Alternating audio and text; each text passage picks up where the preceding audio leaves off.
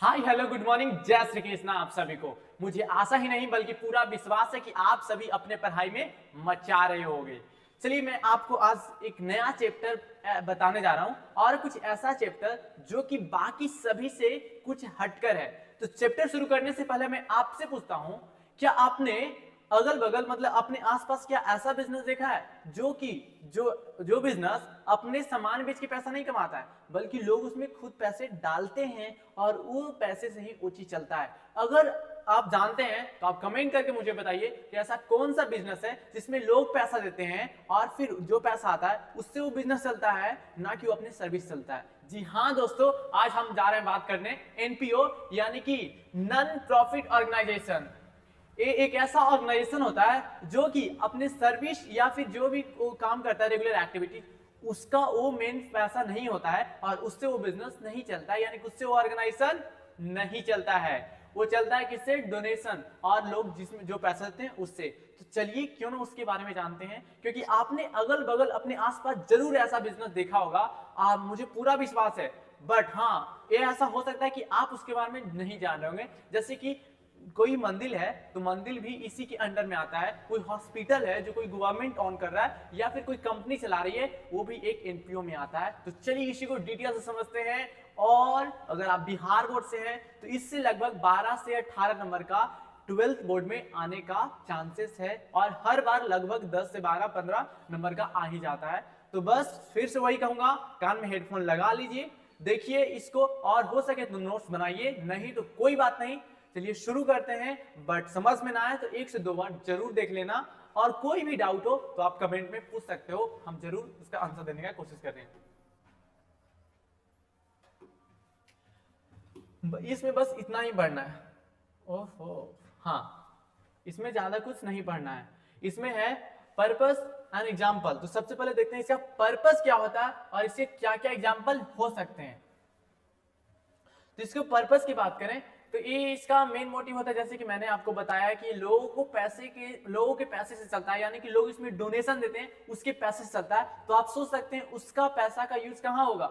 लोगों के लिए, लोगों को वेलफेयर, सोसाइटी को, आर्ट्स को, कल्चर को इंप्रूवमेंट करने के लिए, उसको और अच्छा बनाने के लिए और उसको प्रमोट करने के लिए। सेम वहीं पे यहाँ पे इसका यूज होता है। इसका मेन मोटिव प्रॉफिट बनाना नहीं होता क्योंकि इसमें लोग ही पैसा देते हैं, इसलिए इसका जो भी काम होता है उससे हमेशा लोगों को कोई सर्विस देकर या प्रोडक्ट देकर हेल्प करने की कोशिश रहता है हमेशा।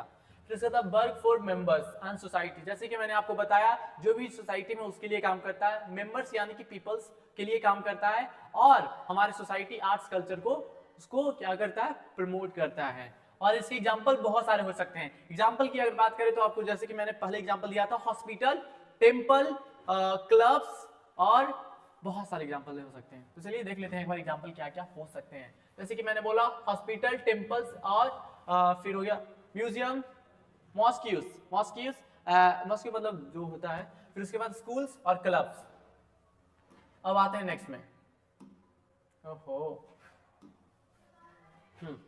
नेक्स्ट आते हैं, बात करते हैं इसका अकाउंटेंट टू बी, मतलब अकाउंटिंग के बारे में इसका ट्रीटमेंट क्या होता है। जैसे कि मैंने आपको बताया ये भी एक तरह का बिजनेस है। अगर आपने कंपनी पढ़ा होगा क्लास 11th में तो आपको पता होगा कि कंपनी एक अकाउंट बनाती है जिस अकाउंट को कहते हैं क्या? जिस अकाउंट को कहते हैं ट्रेडिंग अकाउंट, P&L अकाउंट और फिर लास्ट में बैलेंस शीट बनता है। हर कंपनी बनाती है, सेम वैसा ये भी करता है क्योंकि ये भी एक तरह का बिजनेस ही है जिसको हम पढ़ रहे हैं। इसमें क्या क्या अकाउंट्स बनता है मेनली, सेम इसमें भी वही अकाउंट बनता है जो कि क्लास 11th में आपने बनाया होगा अगर आपने पढ़ा होगा तो। नहीं पढ़ा तो कोई बात नहीं, इसमें भी सेम है वही। जैसे कि उसमें बनता था ट्रेडिंग अकाउंट, लेकिन उसका नाम यहाँ पे चेंज है। नाम चेंज होकर क्या हो गया है? उसका यहाँ पे नाम है इसका यहाँ नाम है receipt and payments, receipt and payments. और फिर दूसरा, जैसे कि मैंने आपको बताया कि 3 अकाउंट बनाता है कोई भी कंपनी जो कि प्रॉफिट मेकिंग ऑर्गेनाइजेशन होता है। उसका प्रॉफिट मेन मोटिव होता है पैसा कमाना। वो सेम इसमें भी होता है, बस इसमें थोड़ा सा नाम चेंज है। तो पहला जैसे कि ट्रेडिंग अकाउंट बनाता है कंपनी, तो ट्रेडिंग अकाउंट ये ना बनाकर क्या बनाता है? Receipt and payment account. फिर उसके बाद होता है सेकेंड अकाउंट, क्या बनाता है, सेकेंड होता है जैसे कि कोई कंपनी बनाता है तो क्या बनाता है, पीएनएल बनाता है। पीएनएल कहने का मतलब है जिसमें प्रॉफिट का कैलकुलेशन होता है कि एक साल में कितना प्रॉफिट हुआ वो पता चलता है। तो सेम इसमें क्या होता है, इसमें प्रॉफिट का उद्देश्य, इसका मोटिव तो होता नहीं है, तो पीएनएल ना बनाकर ये बनाता है इनकम एंड एक्सपेंडिचर अकाउंट। क्या, इनकम एंड एक्सपेंडिचर अकाउंट। फिर थर्ड जैसे कि बाकी सब कंपनी बनाता है वो बैलेंस शीट, यानी कि थर्ड नंबर पे है बैलेंस शीट, जैसे कि कंपनी भी बनाता है और ये भी बनाता है। बैलेंस शीट से पता चलता है उस कंपनी का फाइनेंशियल पोजीशन क्या है, कितना उसके पास एसेट्स है, कितना उसके पास लायबिलिटीज है, कितना उसके पास लिक्विड एसेट जैसे कि कैश है, उसके पास अभी पैसा कितना है, कितना दिन तक चल सकता है। ये सारा चीज अगर आपको जानना हो ना कंपनी के बारे में या फिर कोई भी ऑर्गेनाइजेशन के बारे में, तो बस कुछ मत करिए, उसका बैलेंस शीट देख लीजिए। जैसे कि आपको पता है आप कॉमर्स के स्टूडेंट हैं, तो कॉमर्स का स्टूडेंट हमेशा एक चीज में अच्छा होता है, वो क्या चीज में, वो होता है पैसे को मैनेज करने में, और दूसरा चीज किसी भी बिजनेस को बता देता है कि वो किस तरह का है और वो कब तक चलेगा, और ये सबसे खास चीज है। और उसके लिए आपको जरूरत क्या पड़ सकता है, उसके लिए आपको जरूरत पड़ेगा बैलेंस शीट को, अगर कोई बिजनेस के बारे में ज्यादा इंफॉर्मेशन लेना है तो। चलिए अब आगे बढ़ते हैं।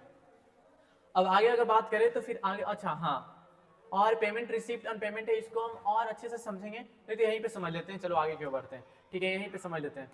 यहीं पे क्या है कि पेमेंट रिसिप्ट बनता कैसे, जैसे कि ट्रेडिंग अकाउंट बनता था, तो बस इसमें भी वैसा ही होता है, बस इसमें नाम चेंज हो गया। और अगर नहीं पढ़े तो कोई बात नहीं, इसको हम शुरू से बताते हैं कि कैसे बनता है। इसमें भी वही अकाउंट बनाना रहता है, जैसे कि इसमें क्या होता है, वहां पे ट्रेडिंग और में पार्टिकुलर्स लिखा था और यहाँ पे कुछ और लिखा था। यहाँ पे आप लिख सकते हैं रिसिप्ट, रिसिप्ट मतलब जो चीज मुझे मिला, तो यहाँ पे वही रिसिप्ट लिख सकते हैं। फिर जो अमाउंट आया अमाउंट, और फिर ये पेमेंट्स है, पेमेंट मतलब किसी को हम पेमेंट किए तो हो गया पेमेंट अकाउंट और उसका अमाउंट जाएगा।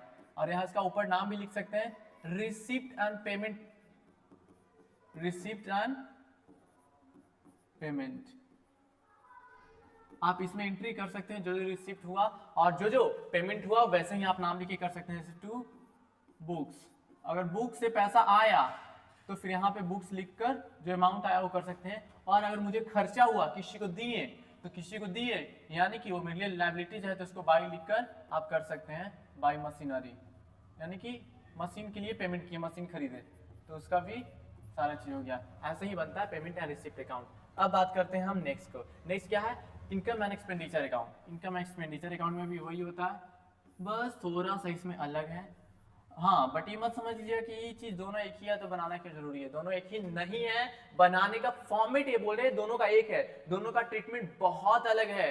क्योंकि मैं आपको बता दूं जो ये आप रिसिप्ट एंड पेमेंट बना रहे हैं ना, इसी पे बेस्ड होता है इनकम एंड एक्सपेंडिचर, इसी को देखते हुए बनाया था इनकम एंड एक्सपेंडिचर। अगर पेमेंट रिसिप्ट एंड पेमेंट ना हो तो क्या नहीं बन सकता है, वो इनकम एंड एक्सपेंडिचर अकाउंट कभी नहीं बन सकता है, क्योंकि उसी पर होता है और उसी को देखकर बनाया जाता है। तो पहले बनता है रिसिप्ट एंड पेमेंट अकाउंट, दूसरा बनता है इनकम एंड एक्सपेंडिचर। यहाँ पे आप लिख सकते हैं income and expenditure account, expenditure account. और सेम नहीं लिखना है यहाँ पे, आपको यहाँ पे लिखाएगा एक्सपेंडिचर। ये मत सोचिएगा कि इनकम पहले लिखा है तो यहाँ पे भी वही लिखाएगा, यहाँ पे लिखा था और इसका यहाँ पे जाता है या अपोजिट हो जाता है। इनकम हमेशा इनकम हमेशा क्या होता है,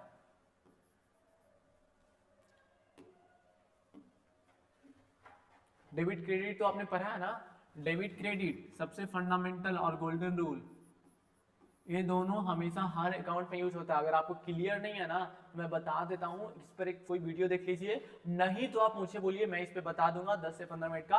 और ये बहुत ही इंपॉर्टेंट है, डेबिट क्रेडिट से ही पता चलेगा कौन सा पैसा आया, कौन सा पैसा गया, और किसको देना है और किसको लाना है, यही से पता चलता है। फिर उसके बाद हुआ इनकम, तो ये चीज जरूर आपको क्लियर होना चाहिए। इनकम में जो अमाउंट मेरे पास आया, यानी कि ऊपर से जितना आया, फिर उसके बाद यहाँ पे हम लिख सकते हैं बाई जो भी अमाउंट मेरे पास आया सब्सक्रिप्शन से आया, तो मान लो कि 2000 आया, 2000।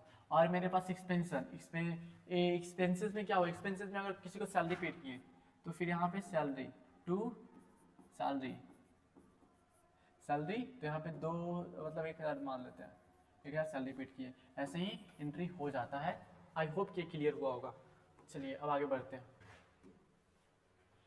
Similar to the cash book receipt and payment account, similar होता है कैश बुक जैसा, यानी कि इसमें सिर्फ किसका इसमें सिर्फ किसका एंट्री होता है, सिर्फ कैश का एंट्री होता है, कैश बुक में सिर्फ कैश का एंट्री होता है ना, सेम वैसा ही इसमें सिर्फ कैश का एंट्री होता है, हमेशा याद रखना। कैश यानी कि पैसा, पैसा पे ही क्या चलता है, बिजनेस चलता है। इकोनॉमिक एक्टिविटीज ही बिजनेस का मेन एक्टिविटीज होता है, कोई भी बिजनेस हो, ऑपरेटिंग मतलब एनपीओ हो या फिर प्रॉफिट मेकिंग बिजनेस हो।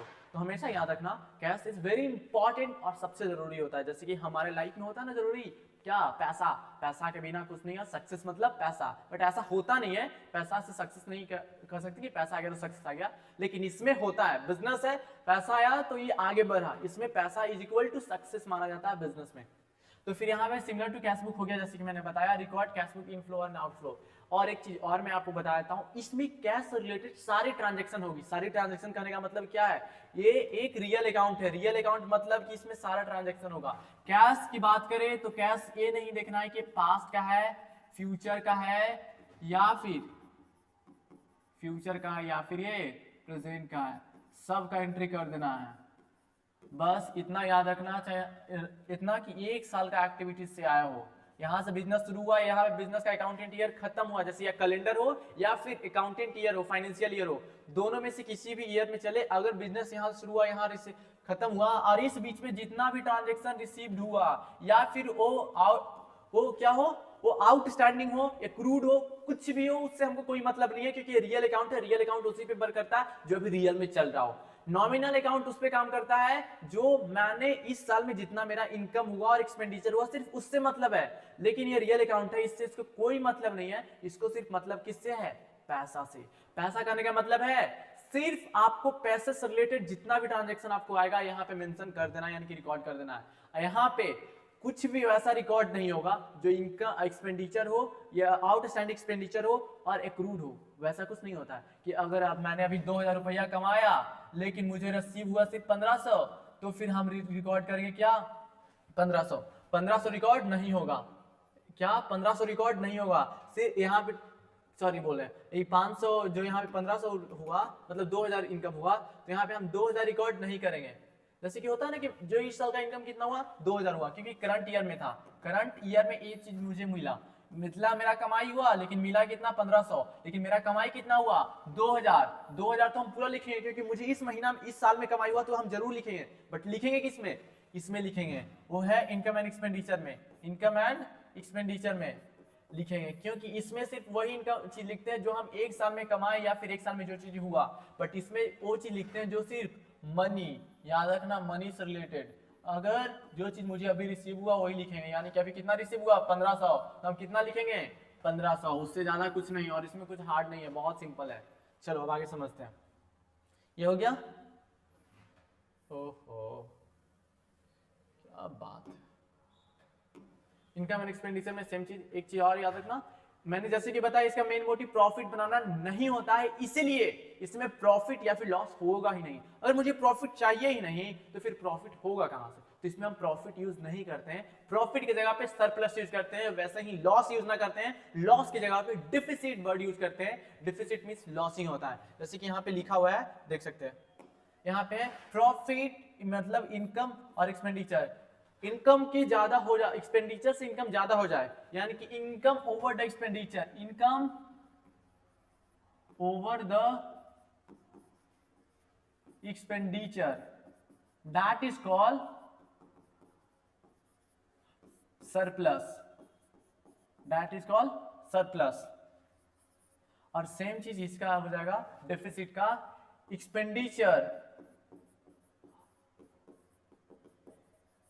एक्सपेंडिचर ओवर द इनकम, ये चीज फिर कर देना इनकम के बाद, मतलब इनकम से ज्यादा अगर हो जाए एक्सपेंडिचर तो उसको क्या कहेंगे, डेफिसिट। हमेशा याद रखना है वर्ड डेफिसिट, और सरप्लस हमेशा आता है, और समझना बस इसको रिलेट करना, सरप्लस मतलब प्रॉफिट और डेफिसिट मतलब लॉस।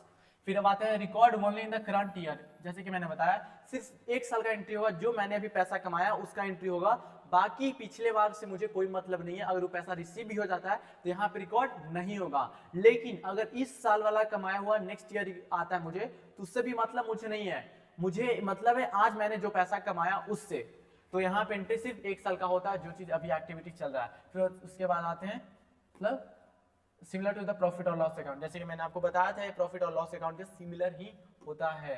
अब नेक्स्ट है बैलेंस शीट। बैलेंस शीट में वही, इसमें एक छोटा सा अलग है बाकी कंपनी अकाउंट से, अगर आपने पढ़ा होगा तो क्या एक अलग है ना कि इसमें दो बैलेंस शीट बनाना रहता है। दो बैलेंस शीट कहने का मतलब है एक ओपनिंग बैलेंस शीट और एक closing balance sheet. Opening balance sheet जो कि स्टार्टिंग में बन जाता है अगर बनाने बोलेगा तब, वैसे नहीं। ओपनिंग बैलेंस शीट क्या बनता है, स्टार्टिंग में कंपनी की शुरू होता है तभी बन जाता है, और फिर वही क्लोजिंग बैलेंस शीट तब बनता है जब लास्ट ईयर खत्म हो जाता है, और यही मेन अकाउंट होता है, और इसी से पता चलता है financial position of the company और ऑर्गेनाइजेशन। ये चीज जरूरी है। फिर उसके बाद सो एसेट और लायबिलिटी, डेफिनेटली इतना तो पता होगा कि बैलेंस शीट कैसे बनता है, नहीं तो बस यहाँ पे थोड़ा सा देखिए, बैलेंस शीट अकाउंट सेम। यहाँ पे बैलेंस शीट में क्या होता है, इस साइड आता है लायबिलिटी, जितना भी लायबिलिटी मुझे होता है वो इस साइड आता है, फिर उसके बाद जाता है इस साइड एसेट्स, मतलब जितना भी एसेट्स होता है वो एसेट इस साइड जाता है, और ये होता है फॉर्मेट लगभग सेम है, बट यहाँ पे लायबिलिटी जाता है, यहाँ पे एसेट जाता है। हमेशा याद रखना एसेट क्या होता है वो तो आपने आगे पढ़ेंगे, या फिर आपको इतना तो पता होगा 11th पढ़े होंगे तो 11th पढ़ा होगा। तो अब नेक्स्ट बात करते हैं इनफ्लो और आउटफ्लो। आउटफ्लो यानी कि पेमेंट जाना, और इनफ्लो मतलब पेमेंट आना। डेफिनेटली जाहिर सी बात है, बहुत ईजी है। जो मेरे से पैसा जाएगा वो हो गया आउटफ्लो, और जो मेरे से पैसा आया होगा inflow. Short term benefits and long term benefits inflow और आउटफ्लो का। Short term benefit treated as expense, short term benefit होता है एक्सपेंस की तरह देखा जाता है। Long term goes in the income expenditure account. जो भी लॉन्ग टर्म होता है एक साल से ज्यादा होता है वो इनकम एक्सपेंडिचर से जाता है। फिर उसके बाद होता है लॉन्ग टर्म। लॉन्ग टर्म में क्या होता है, long term treated as assets, यानी कि अगर कोई मशीन खरीदे तो वो मेरे लिए एसेट है, लॉन्ग टर्म है, एक साल से ज्यादा है। शॉर्ट टर्म कहने का मतलब है क्या, सिंपल सा शॉर्ट टर्म का मतलब यही होता है कि वो एक साल से कम है। Less than 1 year, less than 1 year,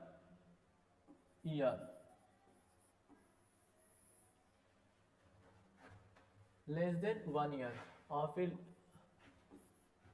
greater than 1 year, that is called long term. हाँ, क्या हुआ, शॉर्ट टर्म, और ये हुआ क्या, लॉन्ग टर्म। याद रखना हमेशा, शॉर्ट टर्म मतलब शॉर्ट टर्म जो एक साल का कम का हो, और लॉन्ग टर्म एक साल का ज्यादा का हो। कुछ भी अगर मशीन खरीदे एक साल से ज्यादा चला तो लॉन्ग टर्म, या डेफिनेटली फिक्स एसेट जितने भी होते हैं वो सारा लॉन्ग टर्म होता है। लॉन्ग टर्म यानी कि एक साल से ज्यादा चलता है, लेकिन वही फिक्सियस एसेट या फिर नॉर्मल जो होता है शॉर्ट टर्म होता है, वो एक साल से कम का होता है।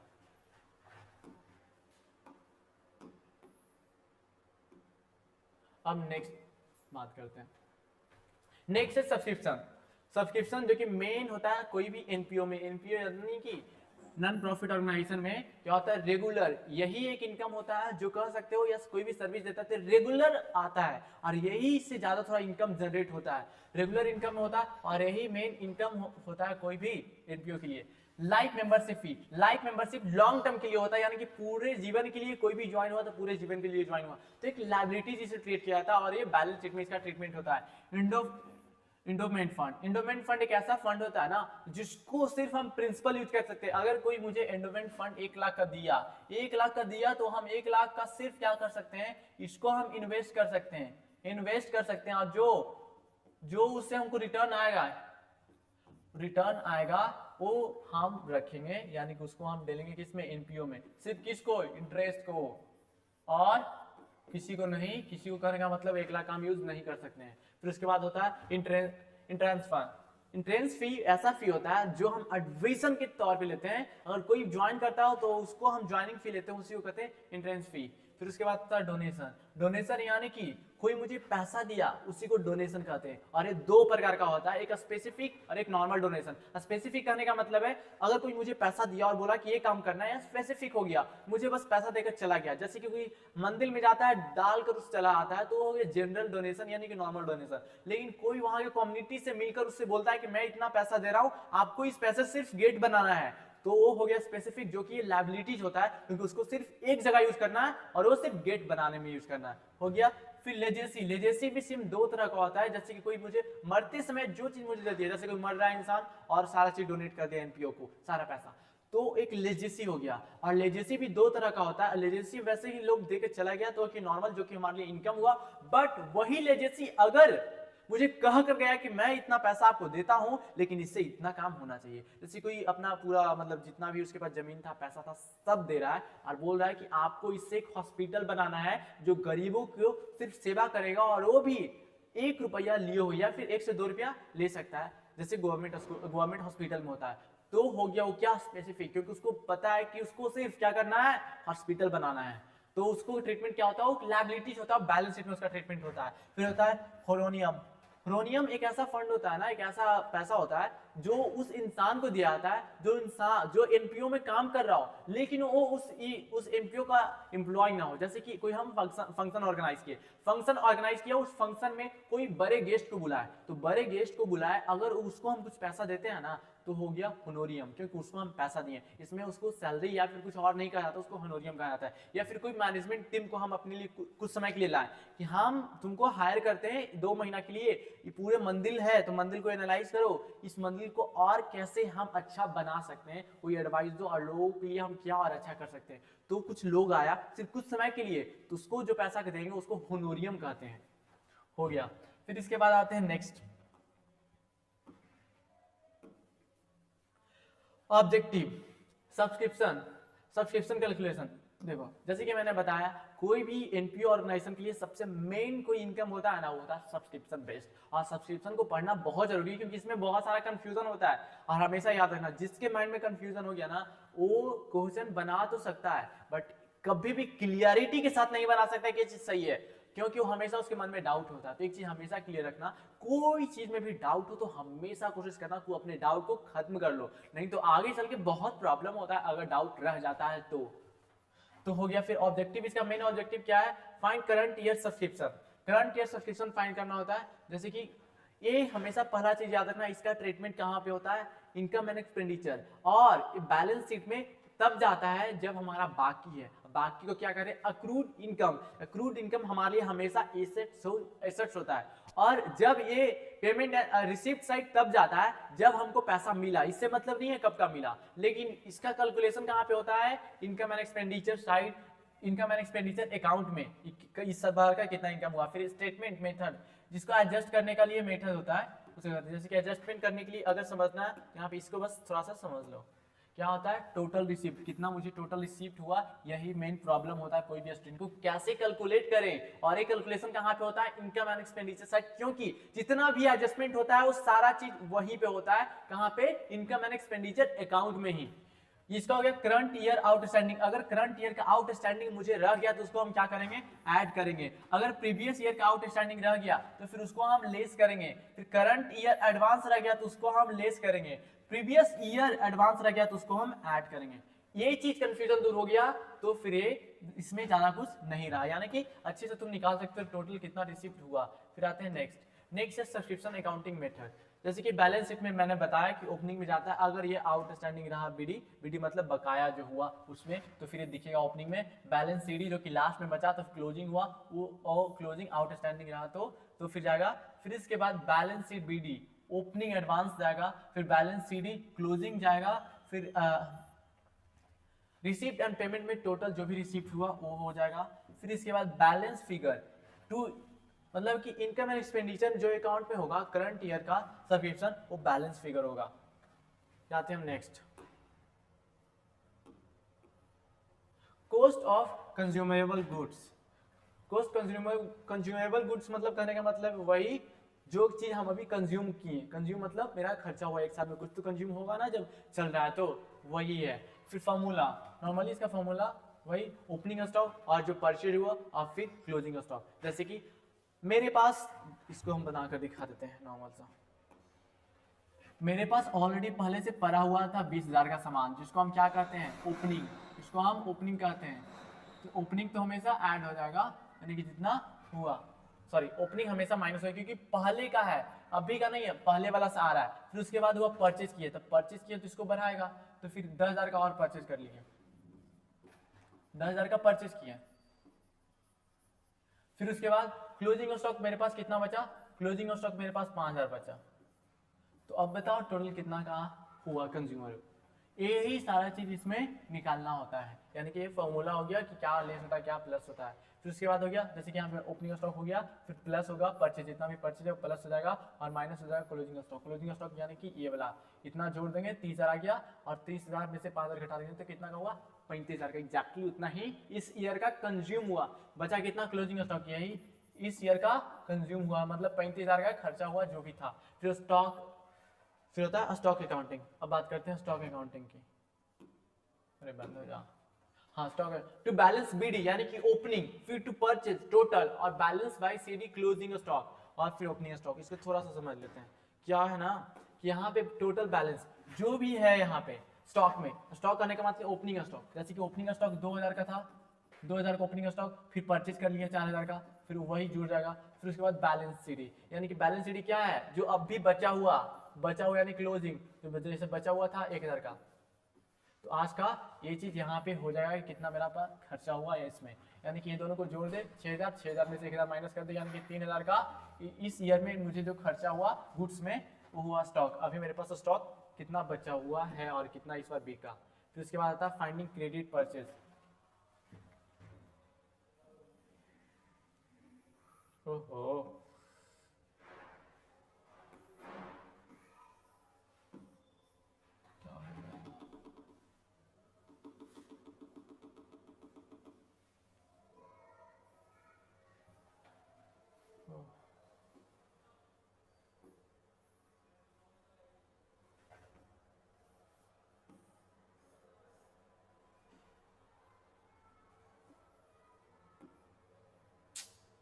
सॉरी यार।